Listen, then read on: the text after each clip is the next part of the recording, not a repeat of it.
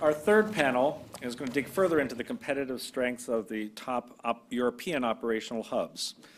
And with us, we have a human resources specialist, Matthew Dickason, Global Managing Director with Hayes Talent Solutions, a commercial and residential property expert, Guy Grainger, EMEA Chief Executive of JLL, an acquisitions and divestments expert, Adrian Karczewicz, excuse me if I mispronounced your name, Adrian, Head of Divestments with Skanska Commercial Development, and a leading lawyer focused on IP and IT issues, Marek Rosinski, a partner with Baker McKenzie.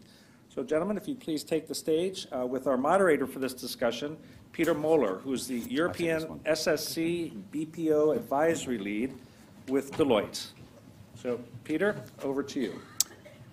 Thank you very much, and good afternoon, ladies and gentlemen. Within Deloitte, I lead the European Shared Services team, so I've been helping the last 20 years or so organizations set up shared service centers, typically providing finance or HR or IT, or increasingly all three global business services. And what we want to talk about over the next 30 minutes or so is really what you're seeing in that report about these operational hubs across Europe. Some of the factors driving organizations to set up these business service centers in those hubs. And clearly, we can't go without mentioning Brexit. I mean, Brexit, Europe after Brexit is the title of the conference here today. So I want to start off by talking a bit about Brexit. Now, as we've heard this morning, there are a few things we know, but probably more things we don't know about Brexit. So we know that the UK will leave the EU, that it will change its relationship. We know there's a lot of uncertainty in business right now about what that means, and organizations are trying to speculate.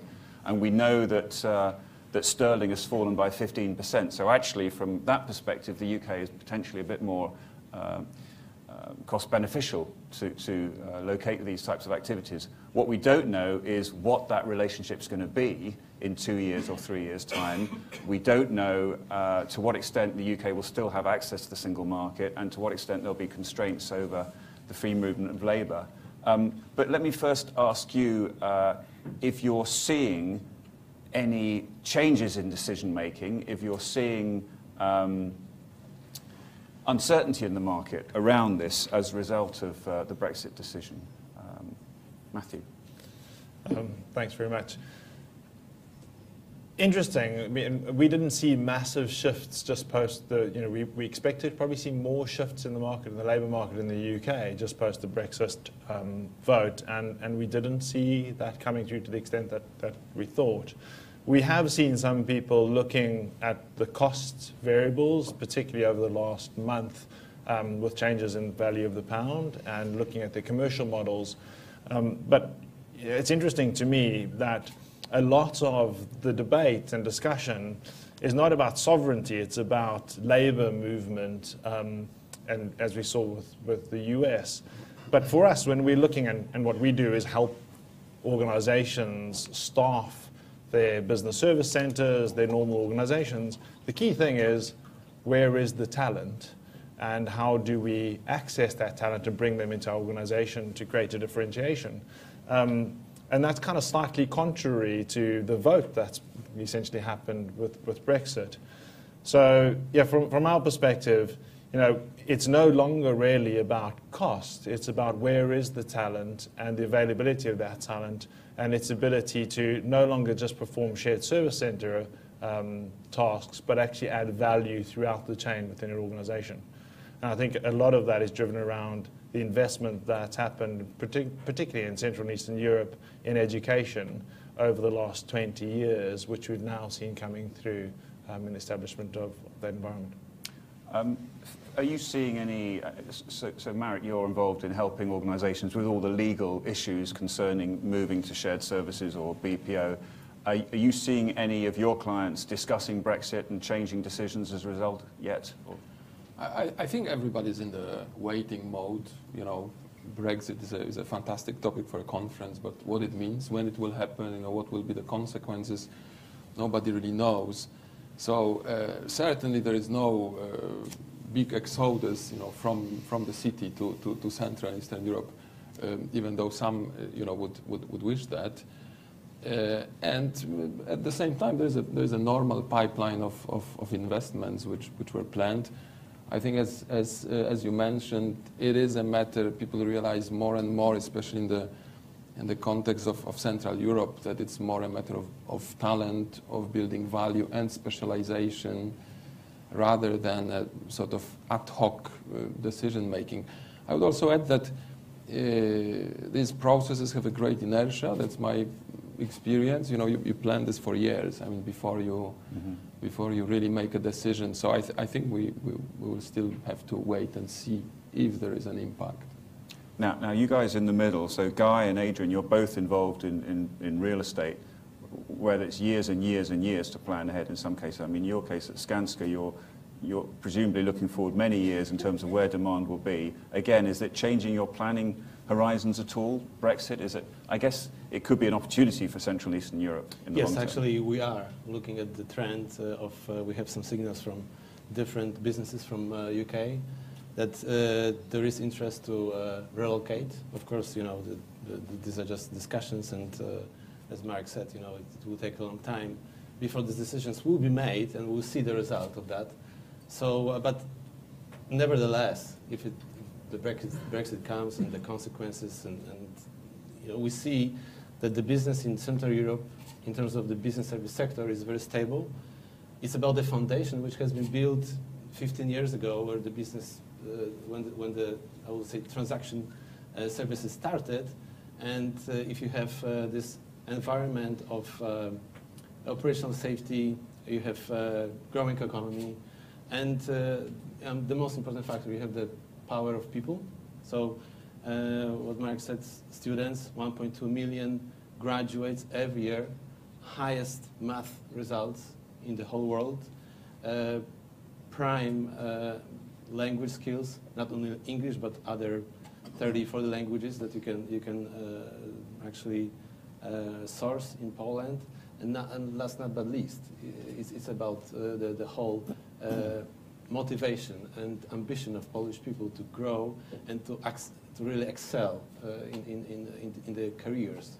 So I think this is a huge factor which is it's inevitable if it's, you know, today the political situation in US, in UK, that this business will grow. Okay, let me move on because I think what you're all saying is, yes, there's some impact, but it's too early, uncertainty, it's not clear what this really is going to affect. Certainly a big effect in the UK and London, but perhaps less across CE region as a whole right now. So Elias mentioned something like 65 different factors are taken into consideration when organisations determine where to locate their business services.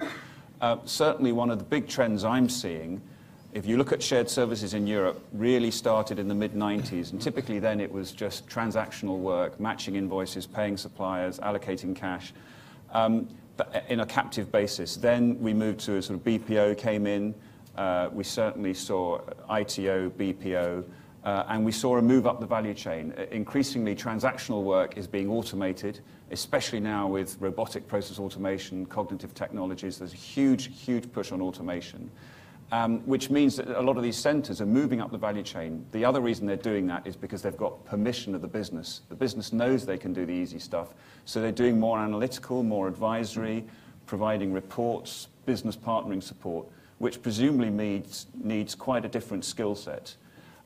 So, I mean, Guy, you're helping organisations with their real estate planning and planning the office of the future. Is this having an impact on the type of office environment people want, people need? The millennials that people are starting to employ now, do they have different requirements and needs than my generation, dare I say? Yeah, I think it's changing shape, and it's changing shape pretty quickly, actually. I mean, most businesses, when they come to us in terms of searching for property for real estate in terms of this type of offering, first of all do the exercise probably with organisations like yours in terms of, right, where's the talent, where are the skills for the processes that I need to go in this place. And once they do that, they identify various places, and I definitely think this isn't about countries. Then it comes down to cities, because actually you have to find an attractive place for these people to work, and particularly the younger the age of people. And on average, the average age of people in these shared service centres or centres of excellence is far lower than in a normal HQ. So you're dealing with a lot more millennials and in the future Gen Y. And as a result, what they require from a workplace and from a destination is completely different. They're far more technology enabled, so they require that workplace to be very collaborative in terms of where it is. They want really good amenities both in the workplace and also within the location. You know, good coffee is absolutely essential. Technology-enabled space so they can personalize the area that they're in. They want to personalize everything. So the desk height, the lighting, the type of coffee they drink, the type of people they socialize with. And if you're expecting to create a workplace which is just a big, cheap place for lots of people to sit in, you will not attract the talent. So are there different cities that are very good at attracting these higher value-added, more analytical, more advisory types of people? Matt, are you seeing out there certain cities winning that sort of moving up the value chain argument and certain sticking to transactional? We are seeing, it's interesting, the whole millennials and their work-life balance demands, and essentially what you're saying is trying to create the life within the workplace so that they spend more time at work and we get the productivity we want and we create a culture for people. But it comes back to talent. I think some of the cities that started this journey earliest are now the ones that are developing into the more advanced processing. So actually I met with an organization that's building out in Budapest this morning actually and looking at what their plans are going to be. And as a result of setting up shared service centers many years ago, lots of investment in education, an increasing investment in IT capabilities in terms of education as well. We've got a lot of people who've now worked within shared service center environments, who've got the skills and capabilities. They've proven to their international colleagues their capability to deliver and perform really, really well. And so they're automatically now moving up that value chain. So the skills have actually been incubated within the organizations and within the shared service center environments that first started. So that's where we're seeing probably the quicker advancement as far as COE or the advancement into COEs. Is that also because those big cities are pricing themselves out of the transactional market? They just can't compete with the secondary and tertiary cities? They are more expensive places to employ people, comparatively speaking, yes. But I think, you know, the conversations we're now having, it's around what's the value that provides. So it's no longer a cost conversation, it's a value conversation. Adrian, are you seeing when you're speccing these buildings, you're building these buildings, are you building them with a sort of workforce in mind? Do you need to factor that in? Are you seeing that changing over the last few years as the value chain has sort of moved up?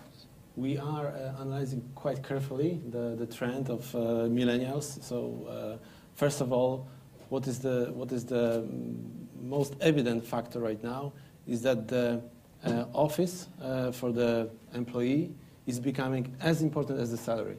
So this is a huge change on the market. So for companies like my colleagues represent, this is becoming a tool to attract the employees. Yes, you have to provide the millennials with all of what we have just said to create the work-life balance, to create well-being environment for the person so that he can spend the time and enjoy the environment. So, and of course, on this base, we are expecting that the services that the people will be providing, yes, they will be going up and up in terms of the value chain. So you have to have the base to attract the talent, yes, and this base is actually what we provide is the workplaces that accommodate the most important needs for the workers, which we just described, and going into the future, yes, we are analyzing quite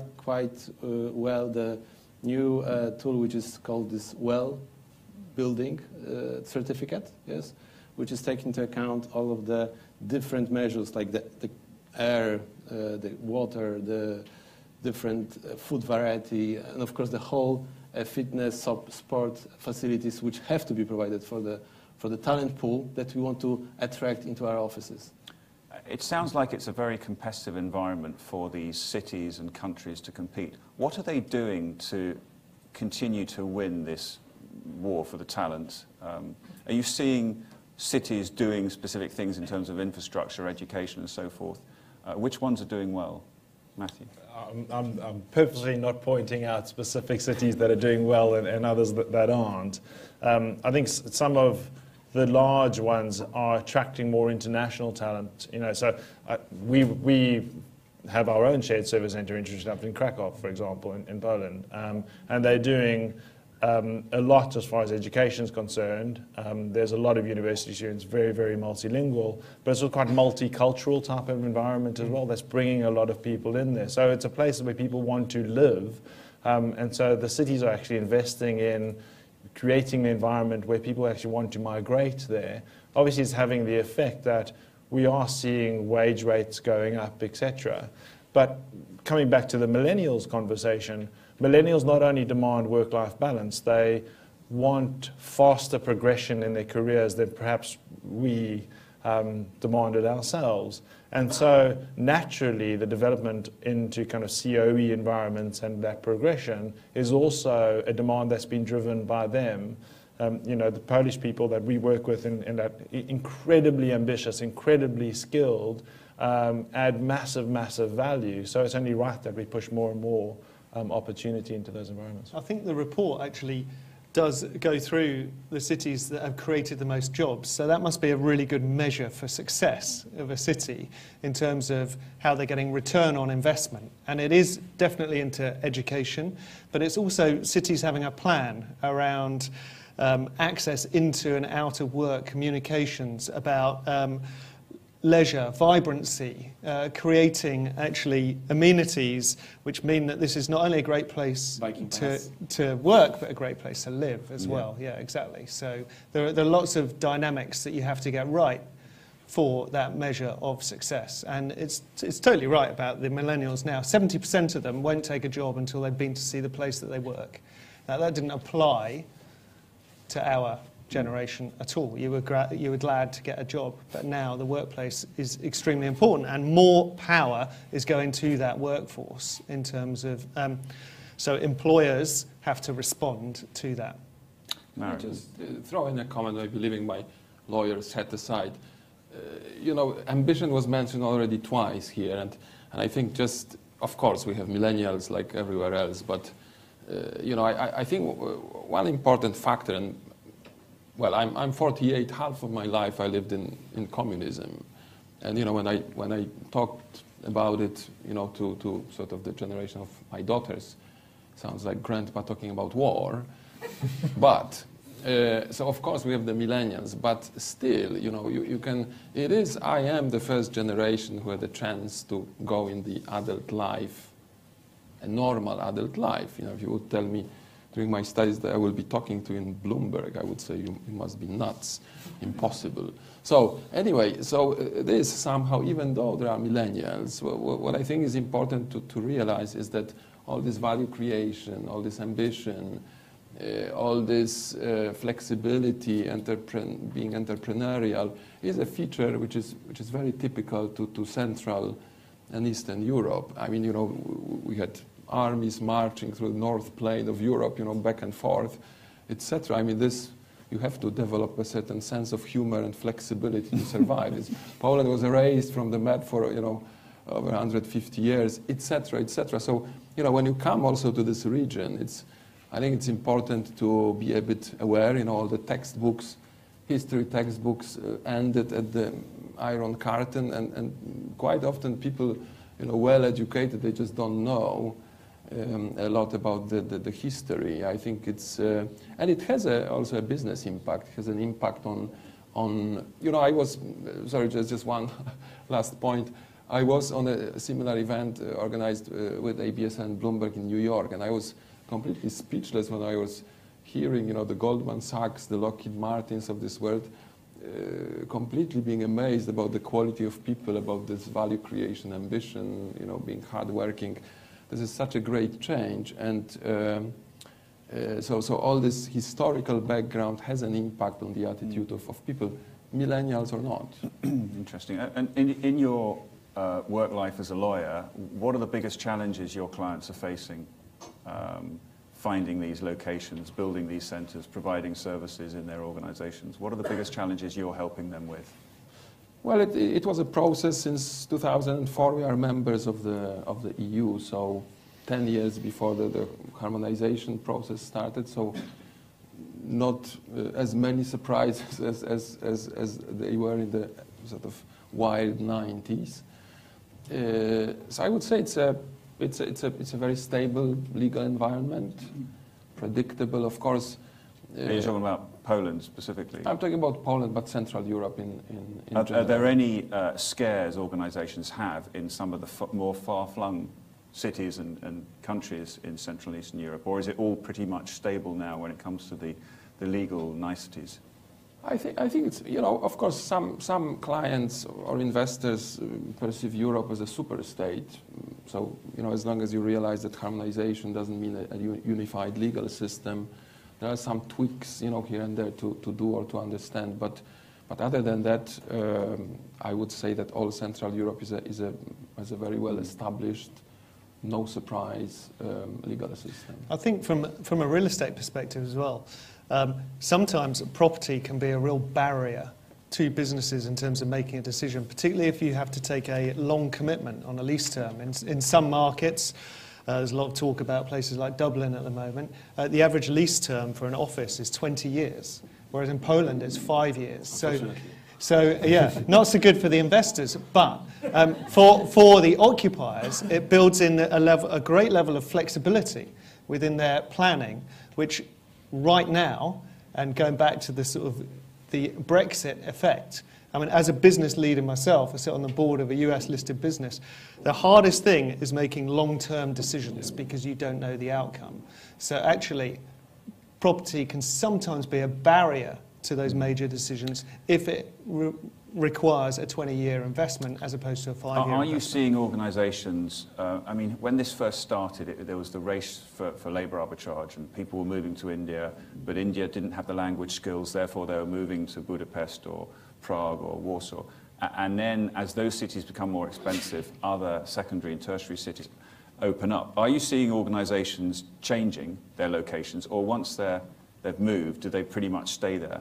Are you seeing them move operations or activities? Businesses want a lot more flexibility going forward. They want to be adaptable. Most businesses are under threat from disruption, whether it be technology or new entrants or other things. So they're trying to build in flexibility. So although you're upset about having a 5-year lease, actually I think the trend will be go to shorter leases rather than, I'm afraid. So that's all about getting the product right. People, I think in the future, never mind what happened in the past, it'll be very rare that they'll set up a centre of excellence or a shared service centre and think, right, that's us sorted for the next 25 years, because you, as a business, you just can't be that rigid anymore. It's actually interesting because the part of the page that I run is actually we put in business services on multi-year contracts for corporate clients. And we've seen those contracts become shorter in term as clients look to be more flexible around the environment that they work within.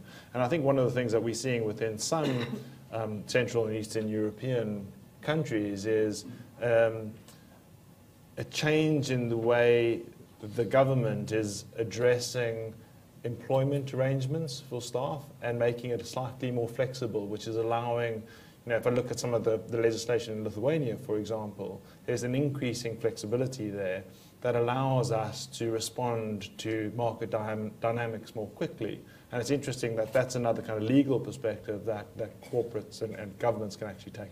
Are you seeing, we mentioned earlier on, business services is quite a broad sort of spectrum, and that includes captives and outsourced providers, BPO, ITO. Are you seeing a difference in the ability of captives and outsourced providers to win that war for talent, to attract top people? Are they going to the outsourcers or the captives, and why? It depends on the sector, to be entirely honest, and the volume within that. So for us, we provide outsourced services within recruitment, and we have an ability to attract people for what we provide, probably to a greater extent than the captives, simply because we can provide them with a longer-term career and a lot more dynamics in terms of working for multiple organizations. But it really does depend on the organization and the sector that you're within. One thing I wanted just to add, Peter, about the series and different locations for a business service sector. I can say that in our experience, we have clients who follow up us in different cities. So we have Credit Suisse in Wrocław, we have Credit Suisse in Warsaw, we have also this trans-country businesses like PwC or Capgemini in Bucharest, in Katowice. So clients are setting up their businesses in different locations. Also, I think it's about a bit of diversification. If you grow to a certain stage, you have to relocate to a different city, no? Yeah, and also there's business continuity as well. You don't want to have too much in one location. So we typically have multiple for business continuity reasons, and then you specialize. If I look at, we've got a shared service center that sits here in the UK, and it works very closely with our shared service center that's in Poland, and they do similar but different elements of a process because they add value in different ways, and the people that we've got are educated to a different extent, and they complement each other. So we wouldn't close one in favor of the other. It's a complementary environment.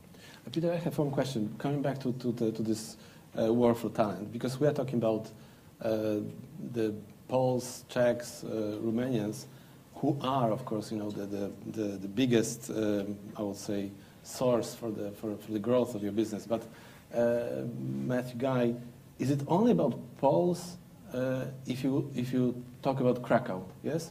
Is it only about Poles, or is it also about attracting talent from other countries to Krakow or to Wrocław? Yeah, we've got a shared service centre and a centre of excellence in Warsaw, and the majority of people are Polish, but we've sent people there from all over Europe, and that's why it's good. Having a place which is a good place to live as well is really important, because now in that centre of excellence we can speak 36 different languages, and that's because we've got lots of different nationalities. So it isn't just about sourcing from that local environment. It's about making it an attractive place for employees to come and work. Mm-hmm.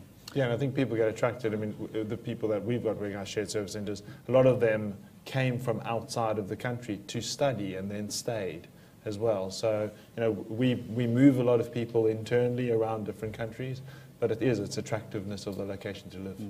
Okay, at this stage, I want to go to the audience. What questions do you have for our panellists, or observations, comments?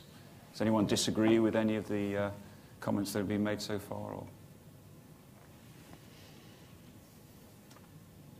any thoughts on the impact of Brexit on these hubs, the competitiveness? What it's going to mean for services in the UK? Are they going to move out of the UK, or are they going to be attracted to the UK with this new rock bottom sterling? Yes. My name is Piotr, and I already asked one question before, but I had the pleasure of working in Skanska in Poland, in Krakow actually. I was building a Kapelanka 42, maybe Adrian remember. It was a couple of years ago, and afterwards I moved to London last year, and I've got that impression that the Brexit thing, which is going on now, will probably force maybe some people, EU citizens, to come back to their countries. So maybe that's my thought about that, but maybe I would like to hear your opinion. What do you think about that, about this transfer from people from UK to different countries across the EU? I mean, I'll take that because I work in London. That's where our EMEA HQ is, and we've got a lot of European nationals that work in our business in London.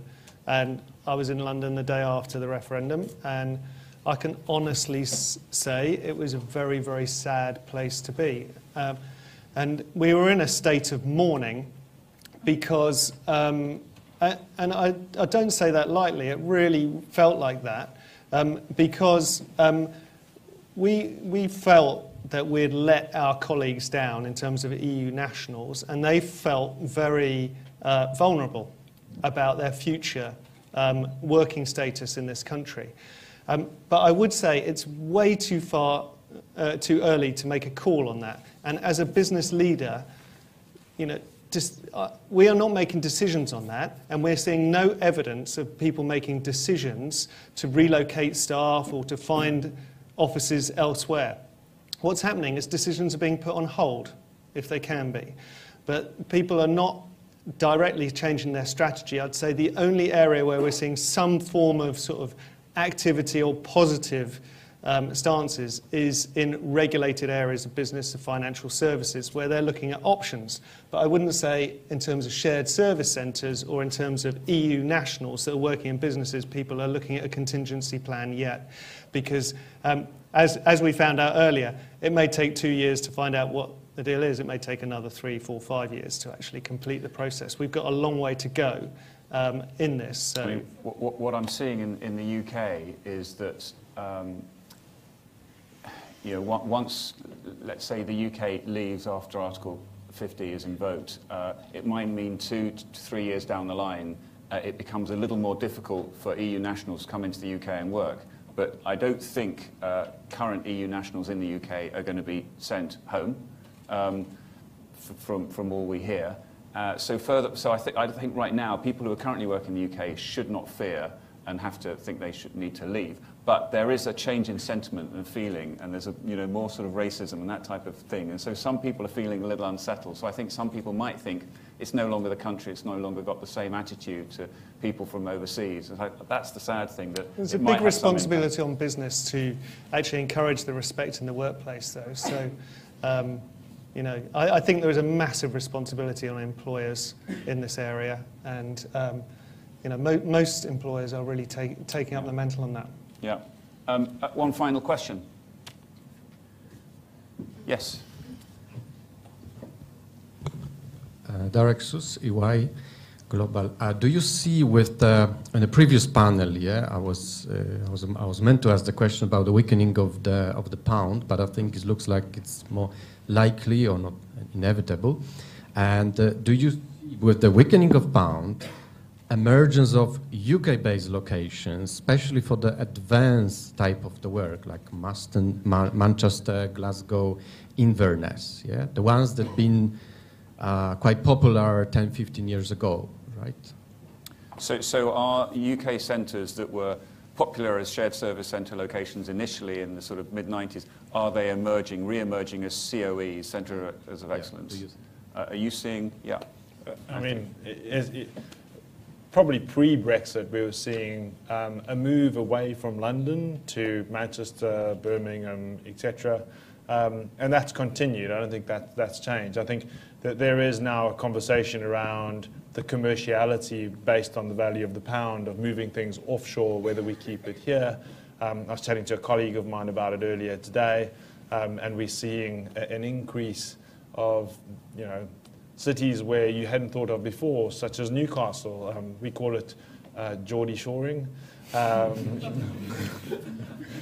But yeah, so we are seeing kind of probably an ongoing... Did you just say that to get that joke in? I did, yeah. But yeah, so we are seeing a continuation of a trend that was actually happening pre-Brexit. And certainly Belfast is seeing quite a lot of growth. Belfast has. It's a very hot market, and kind of the talent availability there. Glasgow, which is in the report as well. And you can look at kind of what we're doing or what organisations are doing in those geographies, and the services they're providing are really kind of far up the value chain now.